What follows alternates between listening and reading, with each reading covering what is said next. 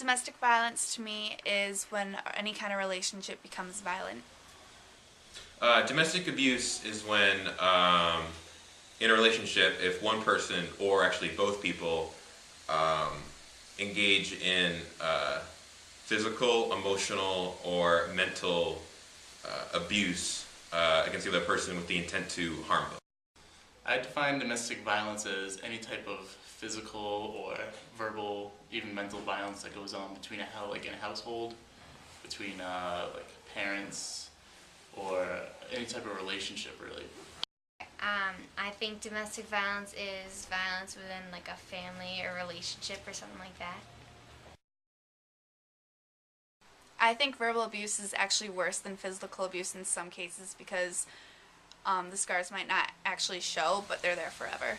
Yeah, I do think it can be as bad as physical abuse because if like a person actually knows you and knows what like you're emotionally weak to and they exploit that, that can be a really awful thing for a person to go through. Yeah, I do think that the verbal abuse is just as bad as physical. I think verbal abuse is as bad as physical abuse over a longer period of time. Like if somebody is continuously exposed to verbal abuse, it can be very damaging. And a relationship starts getting unhealthy once there are a lot of arguments in it and there's a lack of trust.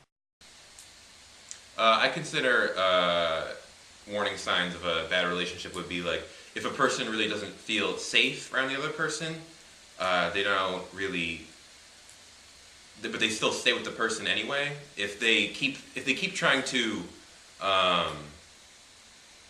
explain and then give reasoning as to why the person would be doing like hurtful things to them, and they won't allow people to talk them out of being in a relationship, I think that's definitely a big sign.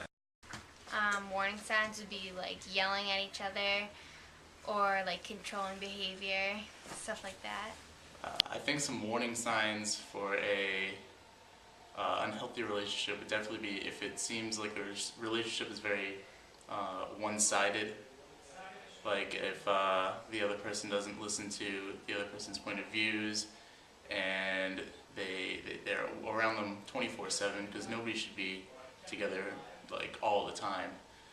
So if the two people are together all the time and one of them doesn't seem very happy, it's usually just a warning sign that the relationship is unhealthy.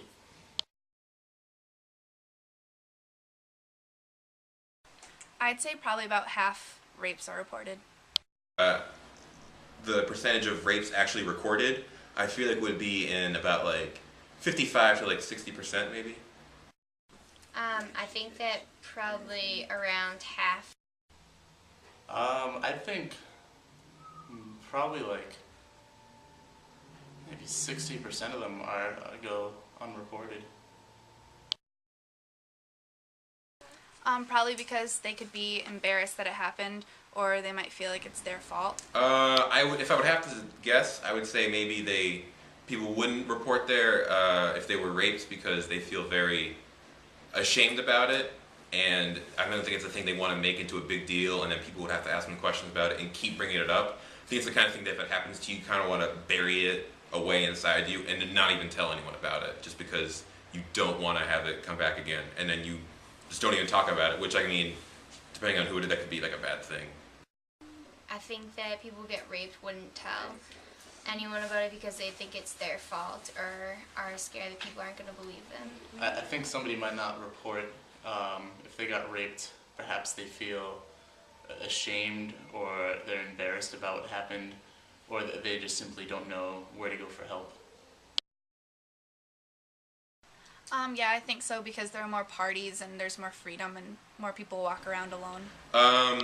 It's hard to say because I feel like there might be women might have a more increased chance of being raped in college because of the amount of alcohol that's usually found on a lot of college campuses, and that can lead to a lot of people taking advantage of other people. But at the same time, they have increased security in colleges, like their own police force. So I feel like that sense of security might lead to a lot of people not a lot of rape. But I feel like there actually would be a little bit more of an increased chance, maybe. Yeah, I do think that women in college are more likely to get raped than people not in college. I think women not in college might have a slightly less chance of getting raped, but not by much. The only reason I say a less chance because women in college, they go out a lot more. There's a lot more alcohol and parties involved. But otherwise, I think they're all the same general level. If I ever experienced domestic violence, I'd probably go to the cops.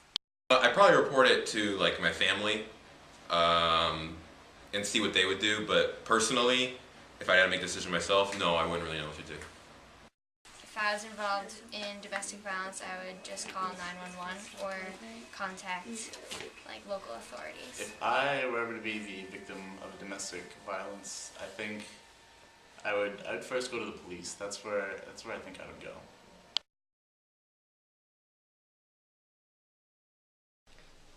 My sophomore year of high school, I was in a relationship, and it started off fine, and then after a little while, things started to change. It was around the 2-month mark that things started to get bad with her, and it started off with our relationship and just with me, and she started to take control, and the relationship was moving at a pace that I wasn't comfortable with, and she sort of had the reins on that. But after that, it became a real problem when it started to move outward towards my family and my friends, and I wasn't spending any time with my friends and my family, and I was sort of becoming spiteful towards my mom and dad because they were telling me the warning signs of a bad relationship with her, and I wasn't listening, and I was just telling them they didn't understand, and a lot of that had to do with what my girlfriend was saying to me, and I was lucky enough to have good friends that they didn't leave me or really get angry with me, but I ended up getting in a really bad fight with one of my best friends because of her. She sort of had me doing things that I wouldn't normally do, that had to do with, her begging me to buy her stuff, or the way I dressed and acted around people, and the hobbies I started to get into, and the hobbies I had that I started to neglect, and it just wasn't me. I wasn't reflecting my personality. I was reflecting who she wanted me to be.